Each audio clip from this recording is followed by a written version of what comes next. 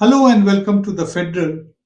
You're watching Off the Beaten Track, a program in which we take up one particular issue and look at it in depth.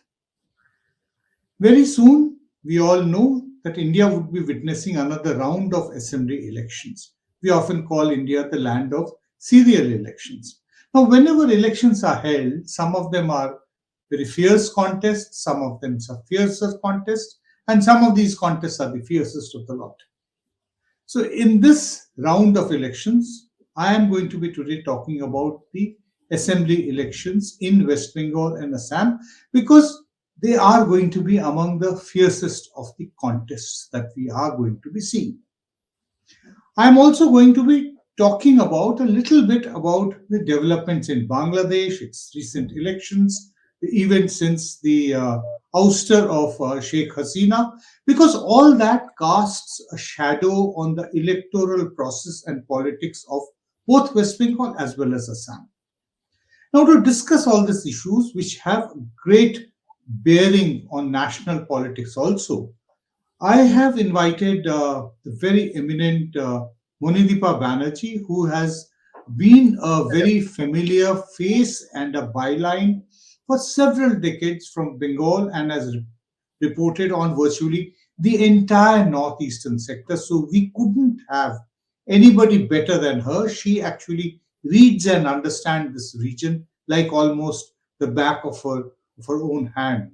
That's the way she does it. So, Monideepa, welcome to this program and thank you very much for sparing time in the middle of when things are actually beginning to heat up right in Bengal as well as in Assam. Thank you so much. It's an honor, actually, and I'm sure it'll be a pleasure talking to you through the next half hour, I suppose. Yes, we definitely would be talking for at least that much of a time. Now, we are talking today at a time when the Election Commission has been conducting a special intensive revisions of electoral rolls in West Bengal as well as in Assam. It is going on. There is a separate schedule for that which has been maintained. Quite strangely, we will talk about that.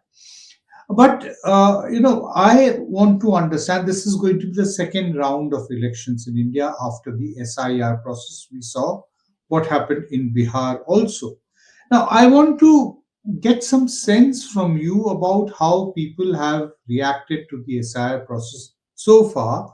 We know that the Trinamool Congress has actually painted this as a very selective and targeted ethnic cleansing in a way that they are saying that essentially targeted people who they do not want to be on the electoral rolls because they fear they will be anti-BJP, they want them out.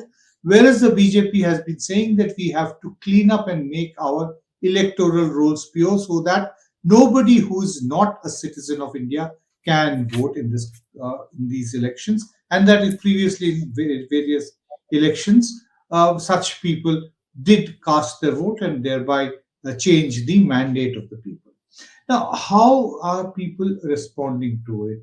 Is there a certain amount of anger, or will it be eventually what we saw in Bihar that it did not really? It featured a lot during the campaign, but not get reflected in the results when they came. Well, there is a fairly simple answer to that, and that's thanks to Mamata Banerjee. She, from day one, and even when the SIR process was going on in Bihar, from that very time, Mamata Banerjee made it clear that she would, first she said, not allow SIR in West Bengal. And then we have seen her campaign against SIR forever, ending up in a very dramatic fashion in Supreme Court.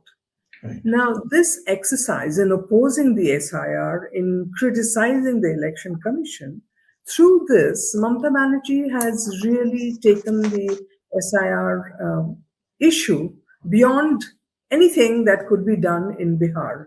I do not think Tejaswi Yadav had the opportunity or the bandwidth to do it.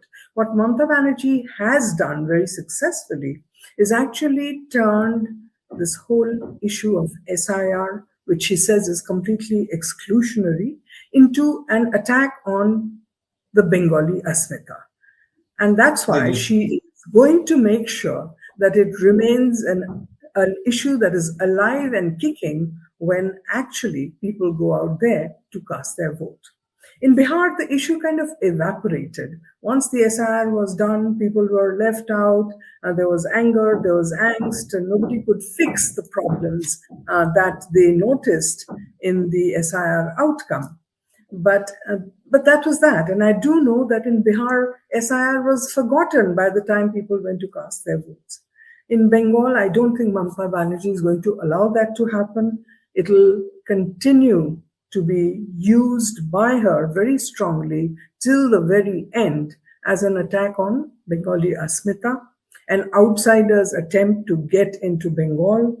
It is a card she has been playing most distinctly since 2021, and it paid dividends very richly in 21, in 24 as well, and she's going to try and make the most of it this time too. So SIR, a very painful process that is going on in Bengal. There is no doubt about it. Ordinary lives are getting affected by having to, for thousands of people queue up at the electoral offices to fix their surname or establish their, parenthood, that kind of thing. And that is creating a huge trauma for a lot of people in this state. And Mamata Banerjee will definitely not let the voter forget that trauma when they go to push the EVM button. Thank you, Monideepa. You referred to the Supreme Court and Mamata Banerjee appearing in it and personally arguing the case.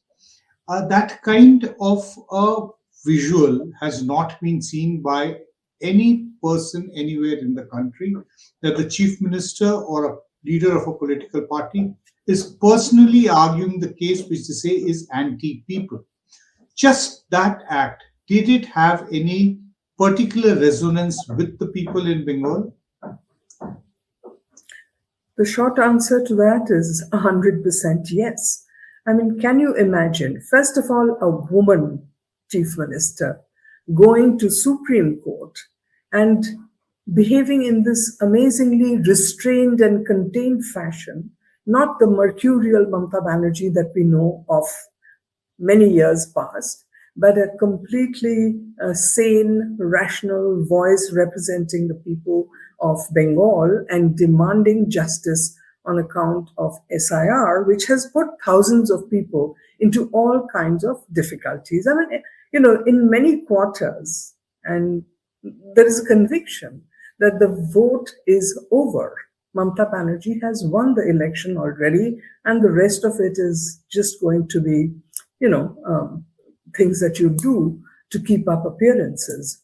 Many people in Bengal that I have spoken to, in urban Bengal, in rural Bengal, have said Mamata Banerjee's election is over and she has won.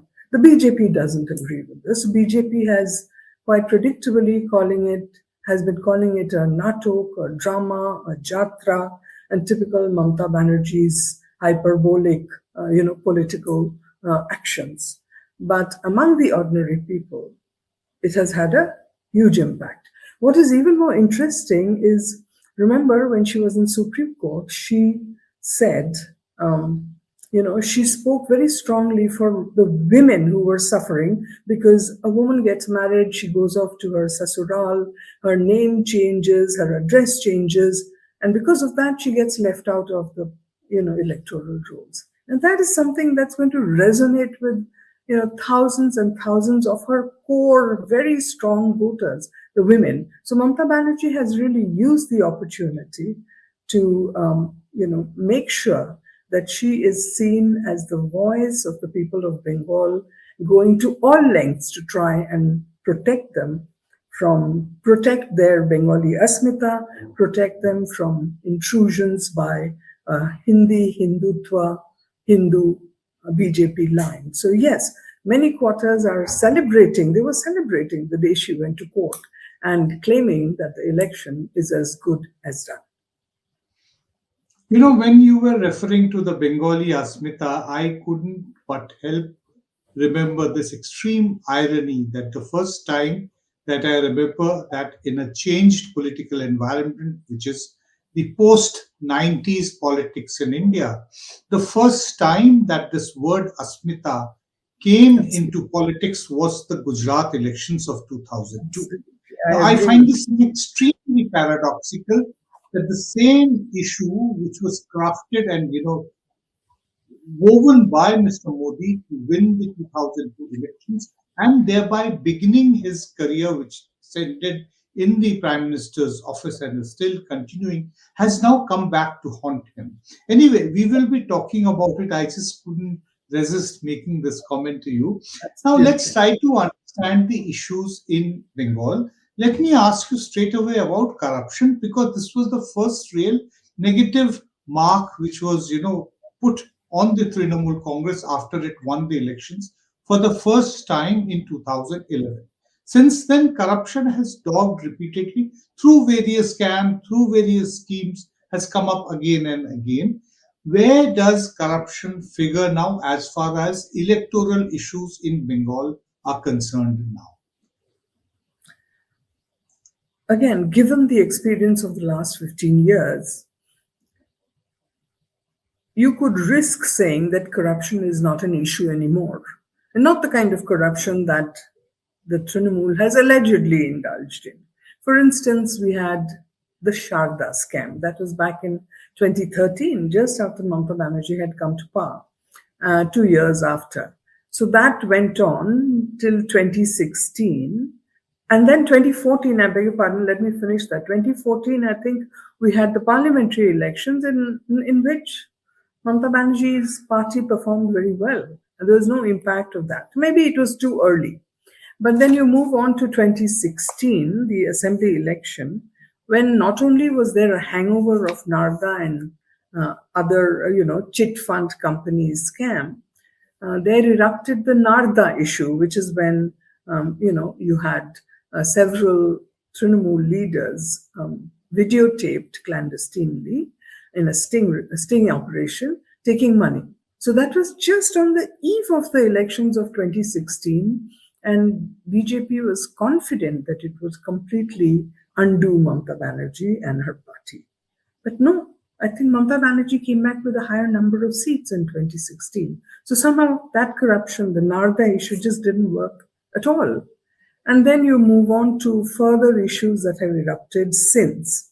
The whole charge of the coal scam and the related scams that we have seen in West Bengal, for which people like Abhishek Banerjee, the National General Secretary of the Trinamool, has been questioned endlessly by the central agencies. All that has happened. Several people have been jailed. Several people have been questioned. But again, in 2021, we saw what happened. Mamata Banerjee was back with a bang. I think the only thing that once worked against her was in the 2019 election when BJP got 18 parliamentary seats straight up from a tally of 2, which was a shock election for Mamata Banerjee. What is interesting is not corruption so much, but I think it was the attempt to corner the panchayat elections in 2018 by any which means that Trinamool used. That annoyed people, that angered people, and they gave this verdict of 18 seats for the BJP. So no, corruption per se, I think, is kind of low on the priority of the electorate in Bengal when it comes to Mamata Banerjee's party. You never know when they might change their mind on this one. However, this time round, I don't know. BJP hasn't been able to make it make it an issue with great resonance as yet. They still have time. If they pick up some issues and put corruption back on the front burner, then we'll have to see if people react differently. But experience over the last 15 years indicates no. What about the other issue which came up in a big way in the second half of 2024? That is the RG Kaur issue, which eventually led to the most dramatic resignation of Jawahar Sarkar from the Trinamool Congress as well as from his Rajya Sabha seat to which he was nominated by Trinamool Congress just 2 years prior to that. How is it? The twin issues which came up is that the breakdown of law and order as far as the security of people, especially women, working women, is concerned. And the second is what was said, the utter lack of sensitivity in the ruling, in the regime there, the government, the ministers, the local leadership. And Mr. Sarkar, in his statements made after his resignation, said that this calls for immediate course correction, or else communal forces will take complete hold. So, was there any course correction, or has it actually led to a greater rise of communal forces in West Bengal? Definitely, the Arjikar issue was one of the most dramatic issues in West Bengal that got the middle class and upper middle class up. It was a phenomenon in the urban space in West Bengal that I have never seen before. It was global. At the end of it, it went global. And even in villages and rural areas, women, certainly young women, came out to speak up and say that, the constant sense of being at risk on the streets of West Bengal was not acceptable. Mamata Banerjee, master politician, has survived it as of now. Strangely, the BJP, which should have continued to make an issue of it, has not really. I mean, at this very moment that I'm speaking with you, Arjikar is Non-issue. Yeah, it's gathering dust. The issue is gathering dust. Tragically, I mean, what happened was shocking, and it was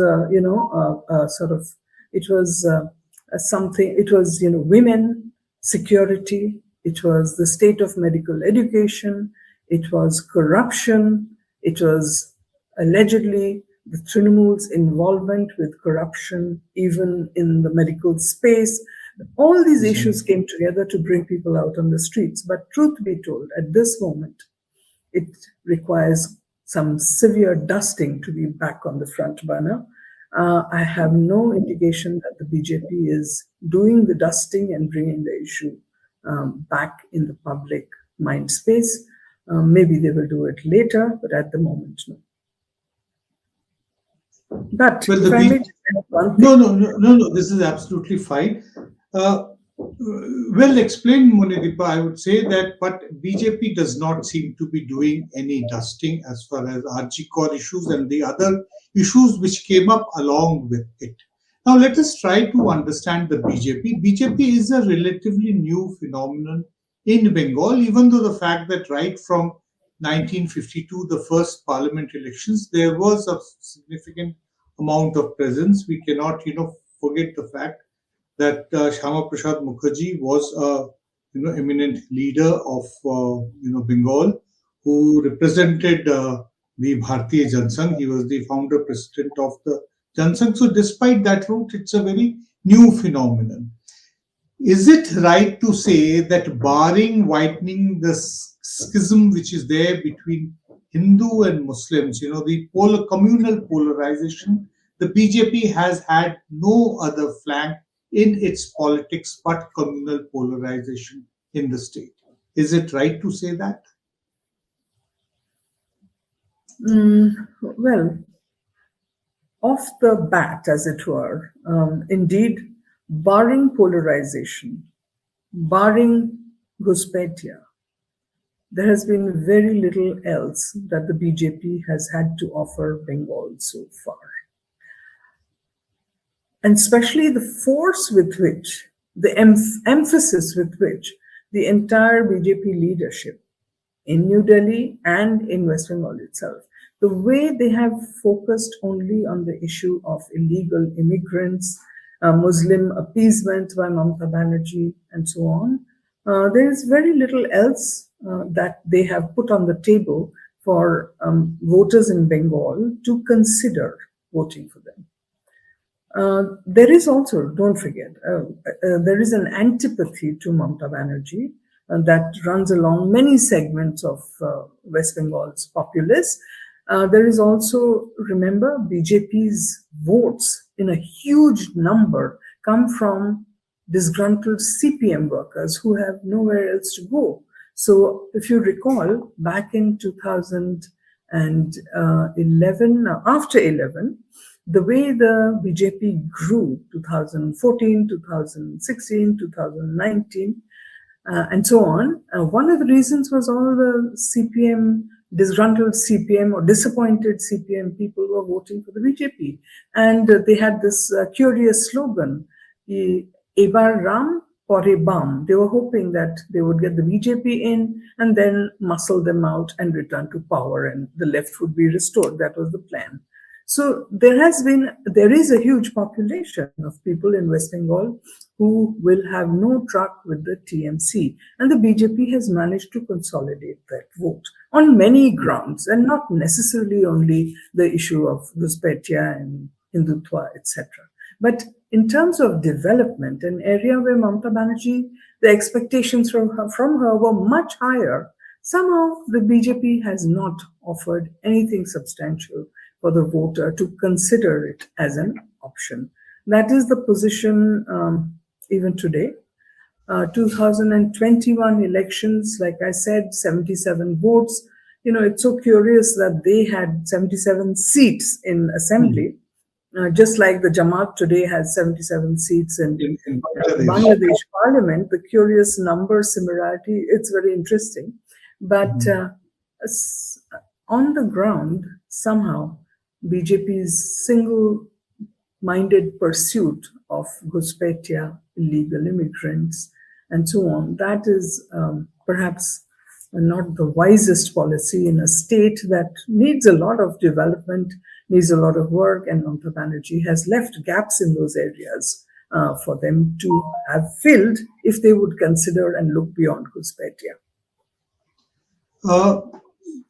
You know, when you and I were talking prior to this recording, when we were planning that what all we could possibly discuss, one issue came up is that the inter-community relationship in Bengal has been completely different and far more closely knit than other parts of India, especially North India and Western India, where there has been historically a greater amount of hostility and non-integration between the Hindus on one hand and the Muslims on the other side. But we also talked about the fact that because of the kind of politics which Bengal has seen, that there is a greater amount of quote unquote, the word visibility of Muslims in Bengal. So the direct question is that because of this increased visibility, enhanced visibility, is there any reaction from the Hindus that you are able to see? Also related to this is actually better way to put it would be that we have seen right from 1946 to 2026, it's been several decades, from the direct action call of the Muslim League to now, to so many decades have passed by. Has the level of, communal disharmony been rising constantly in Bengal? Perhaps because I'm an optimist, or, I feel that disharmony is not the right word at this moment. It's more about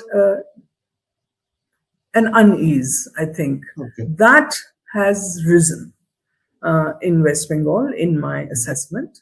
I think, as you mentioned, part of the reason has been the fact of the BJP constantly raising the issue of minority appeasement by Mamata Banerjee. It has created a certain awareness. Like 10 years ago, if you went out on the streets and saw women in burqa, that would only be natural. This is at least in the urban space. That would be perfectly normal, perfectly, the thing that you've seen, for all your life. All your life, yeah. Right, but today when an urban person steps into, say, Newmarket or any other place where there is, and sees a certain presence of the woman in the burqa, then immediately there is a sense of, oh my God, there are so many more than I used to remember seeing. That is the sense that has certainly crept in. I recall that, when you go into a hospital in Bengal, for instance, where you'd have a lot of people from Bangladesh come over, many of them Muslims and in burqas, then you would think about it and you would say, oh, it's the Bangladeshis who have come Okay. legitimately for treatment. But increasingly, there's a sense that there is a growing presence. I think what is happening is because Mamata Banerjee has been so much vocally in support of the Muslims, there's no doubt about it. They Giving have them acquired. greater space in public life. That was Yes, something. and they have also acquired a certain political confidence, which is great. I mean, it should be like that, right? So they have gained confidence. They are occupying visible space more than perhaps, say, in Kolkata you have seen before, and this is certainly causing a sense of unease, perhaps, among the urban voters, and which is why there are concerns that how will the urban voter in Kolkata vote this time if there is indeed a real sense of feeling that there are too many minority persons in the horizon. There is a concern, and that is something that I'm sure the Trinamool Congress will try and tackle. But yes, I agree. I will say that there is a sense that the minorities are occupying more visible space than they have in the past. You can see it in many, many ways. In television ads, for instance, I remember there was a phase when you had advertisements on local television, you know, trying to sell a product before Eid, like we do when we see Okay. Durga Puja is coming Before and there Durga are Puja. Yes. ads Yes. saying Durga Puja, buy this, buy that. Exactly the same thing. There was a phase of time when this was happening. And yeah, so I think it's an interesting situation where I think it is only something that you would want, that minorities have greater face, greater space, and greater say in our public lives. And that is happening. But because perhaps of the BJP agenda against the Okay. BJP agenda of constantly, the fear mongering about the minorities. Therefore, instead of welcoming it with open arms, there has been a sense of unease. I think that's extremely well put. That something which should have happened and be seen as positive because of the BJP campaign. It is causing some kind of and a very rightly word chosen, very apt unease. Not really being able to define what this unease is. Let's see. That what will be the verdict in the elections. We'll be able to talk about. We'll then be able to understand better. But let's move on to Assam, where you have a much more virulent form of anti minoritism in the persona of the chief minister. No one else but the chief minister, who just the other day, got a video shot of him actually physically shooting people who were represented as figures which were represented as those from the minorities, with a gun and with bullets, actually tracer bullets, really going. So, what kind of impact has this had on inter-community relations and the overall the social situation of Assam? And obviously, we are in the middle of already the election scene, likely to have on the electoral verdict or the narrative during the campaign. I've also been trying to understand why Himanta Biswa Sharma is flexing the communal muscle so loudly in your face. And because the BJP does have a large number of seats in Assam, what is it that is making him nervous? And I have been talking to people in Assam, and they, at least some of them came up with this very interesting answer to this question: that who is Himanta trying to woo with all these tactics about Mias and so on? And their answer was that it is the ghost of Zubin Garg. the singer who died so sadly and so young last year in September, somehow he had come to represent a sort of pan Assam identity I without divisions of Muslims, Ahmias, tribals, SC, ST. All that was subsumed in the music that he created, and the kind of outburst of public grief we saw after his death had all segments of Assam's people come together, irrespective of caste, creed, religion. And that is something probably that uh, set Himanta Biswa Sharma thinking about what his strategy should be to ensure that this particular space can be used for his own benefit. I know I'm Mhm. rambling on this because I'm still trying to understand it.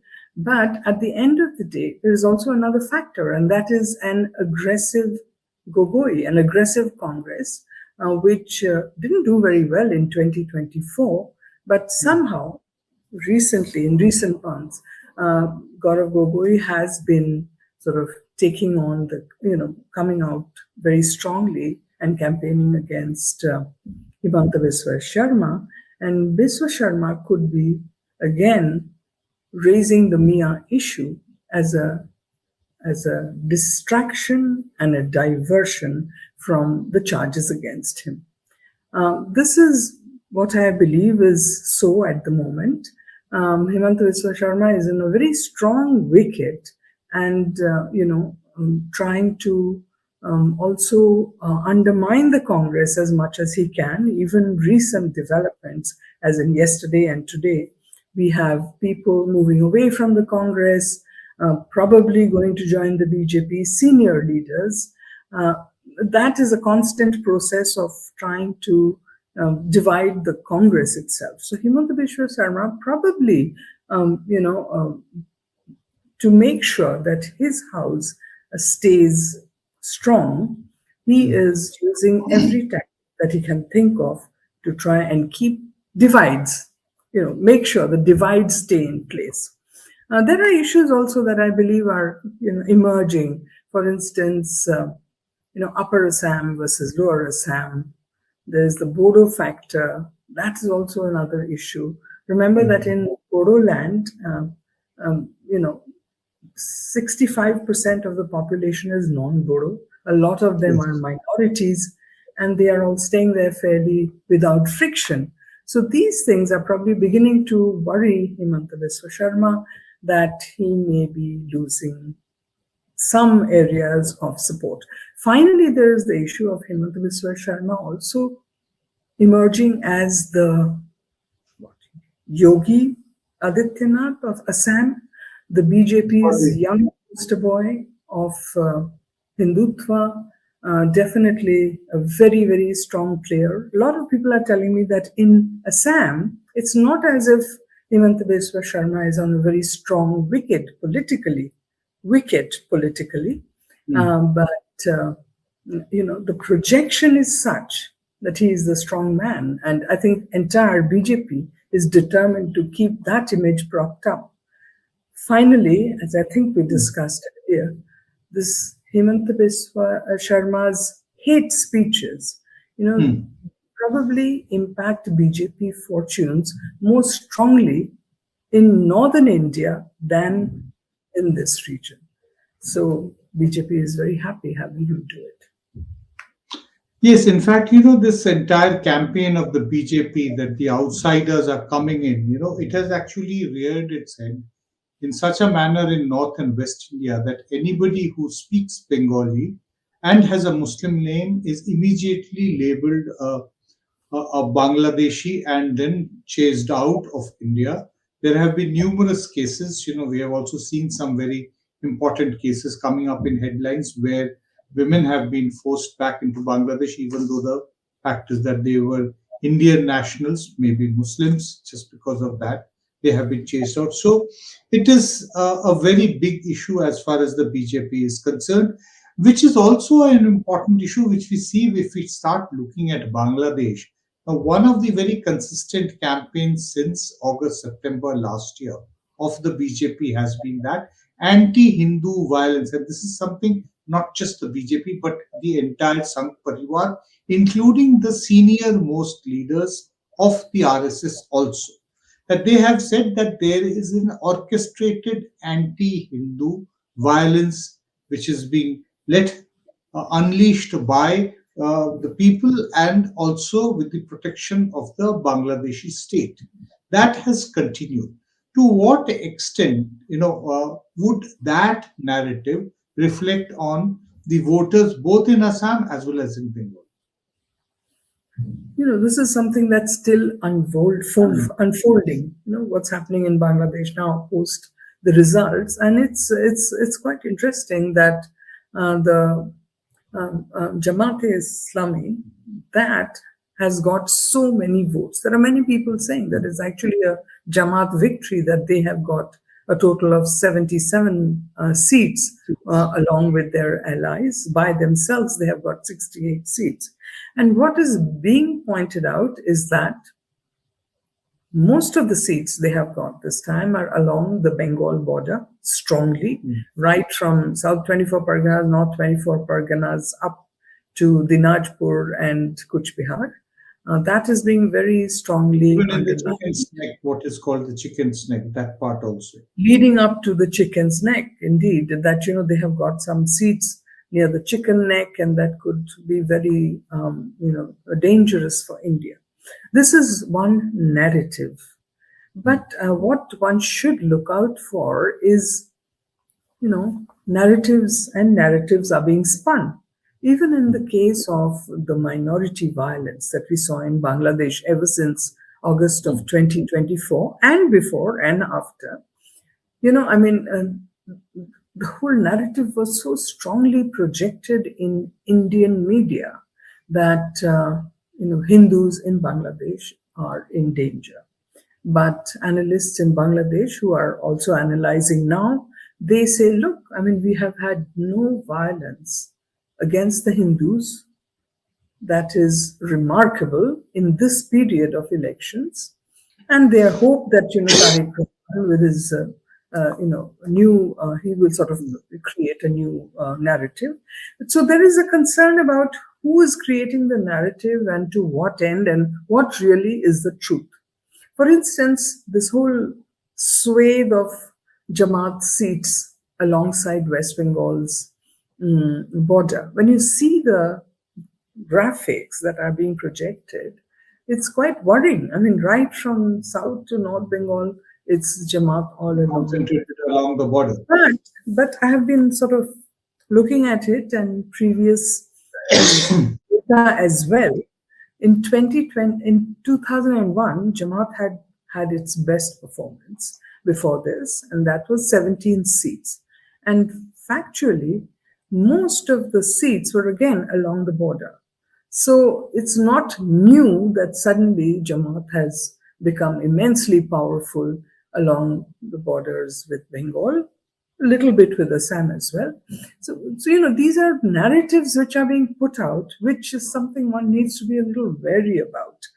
And if you look at it, in a vanilla fashion, had the Jamaat come to power in Bangladesh instead of the BNP, it would have really powered the BJP narrative of Hindus in danger, not only in Bangladesh, but also in Bengal and Assam.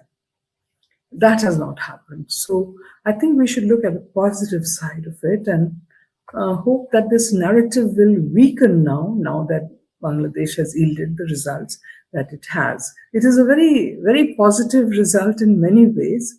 It indicates, I have been hearing from friends who have voted on that side of the border, that even staunch Awami League supporters, not all, but large sections of them, certainly in urban centers, Awami League voters have gone and voted BNP just to keep the Jamaat out. So that narrative has not worked in Bangladesh. And the fact that, how much should we worry about so much Jamaat on our borders is something that needs to be looked at carefully without falling prey to narratives that are being created. And even the BNP leadership, including Tariq Rahman, have made very guarded statements right through the entire electoral campaign as well as even after their victory. There, of course, will be diplomatic issues for India to navigate. There is the fact that Sheikh Hasina continues to be still in India as far as latest reports are concerned, and her making political statements from Indian soil has been a matter of concern for the establishment in Bangladesh. We still have to see that.